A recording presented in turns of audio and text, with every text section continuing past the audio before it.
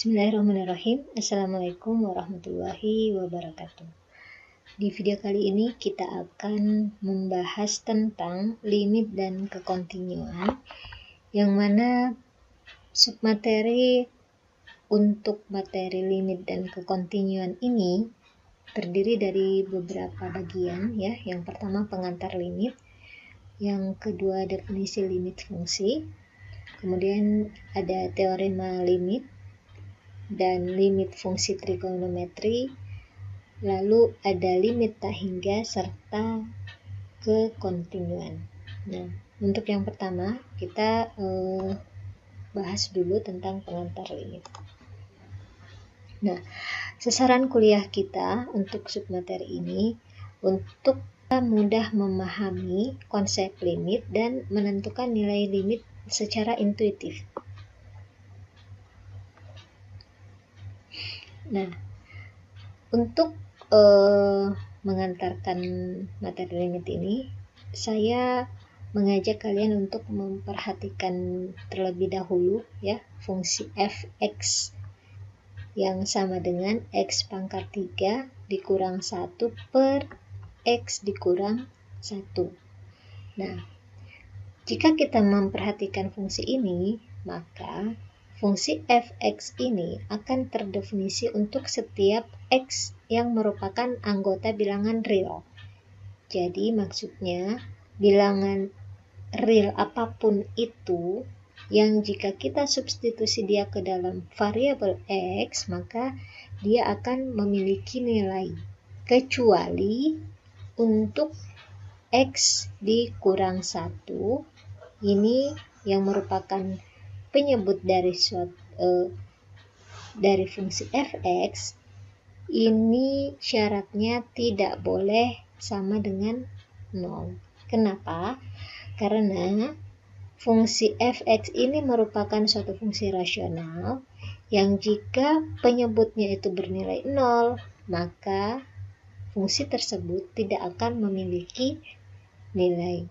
Nah, terlepas dari itu, saya ingin mengajak kalian untuk memperhatikan dulu tabel yang ada di sini. Ketika fungsi f(x)-nya itu variabel x-nya kita substitusi dengan suatu bilangan real ya, suatu bilangan real, maka dia akan memiliki nilai hasil ya. Contohnya di sini untuk nilai 1,1 kita substitusi ke persamaan ini, maka akan mendapatkan nilai hasil fungsi 3,31. Ketika x-nya kita substitusi dengan bilangan 1,01,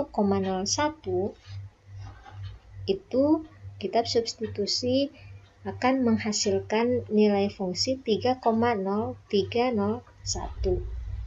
Kemudian makin mendekat lagi, kita misalkan 1,001,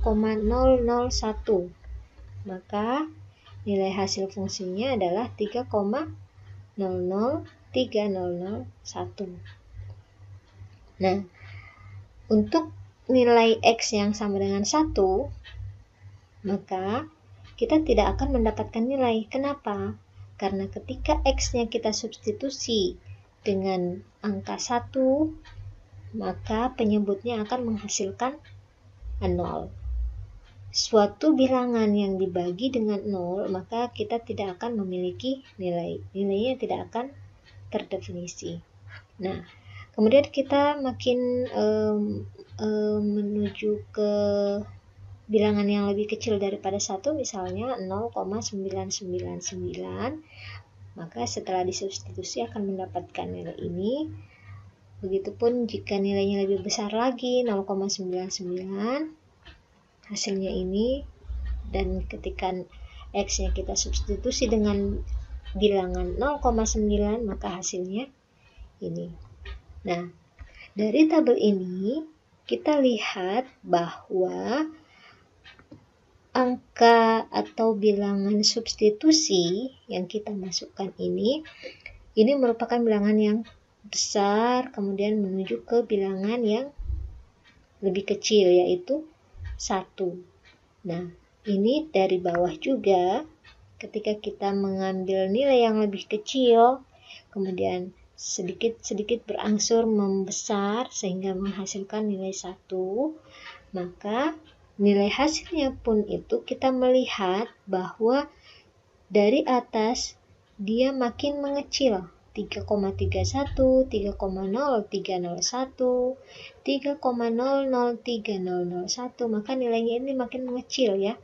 Makin mengecil menuju ke suatu bilangan. Kita misalkan dia bilangan 3. Nah, begitupun kalau kita lihat nilai hasilnya dari bawah. 2,71, 2,9701, 2,997001, maka nilai dari bawah ke atas itu juga kelihatannya akan mendekati nilai 3. Nah, jadi ketika nilai substitusinya X itu mendekati nilai 1, maka nilai hasil fungsinya pun akan mendekati nilai 3. Ya. Nah, ketika kita melihat grafik seperti ini merupakan grafik dari fungsi X pangkat 3 dikurang 1 per X kurang 1. Nah, dari grafik kita melihat bahwa ketika X-nya mendekati dari kiri ke kanan menuju ke 1, begitupun juga dari kanan ke kiri mendekati 1, maka nilai fungsinya itu yang ini ya, nilai fungsinya, maka nilai fungsinya ini itu ternyata yang ini menuju ke arah titik ini. Nah, titik ini begitupun juga dari kanan ke kiri. Grafiknya menuju ke satu titik, yaitu titik yang ini. Ini merupakan titik fx sama dengan 3. Nah, di sini kita bisa membahasakannya secara sederhana bahwa ketika fungsinya itu adalah fx sama dengan X pangkat 3 dikurang 1 per X kurang 1, maka ketika X-nya mendekati 1, ya, ketika X-nya mendekati 1, maka nilai fx-nya pun itu akan mendekati 3, ya kan? Nah, jadi ketika X-nya mendekati nilai 1, ini kalau dilihat dari tabel, dari atas ke bawah dan dari bawah ke atas yang mendekati 1, maka nilai hasil fungsinya pun dari atas ke bawah dan juga dari bawah ke atas itu mendekati 3. Nah, jadi ini bisa kita maknai limit secara intuitif. Nah, kita tuliskan sebagai limit X menuju C dari fx itu sama dengan L. Jadi maksudnya apabila X mendekati C, maka nilai fx pun mendekati L.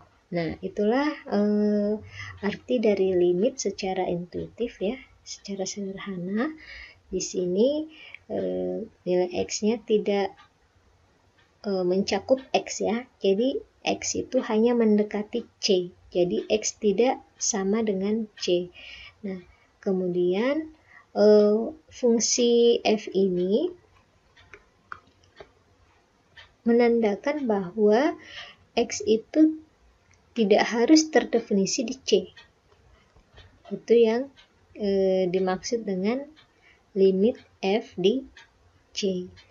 Nah, jadi limit X menuju C sekali lagi dari fx sama dengan L, maksudnya adalah jika X mendekati C, maka nilai fx-nya pun akan mendekati L.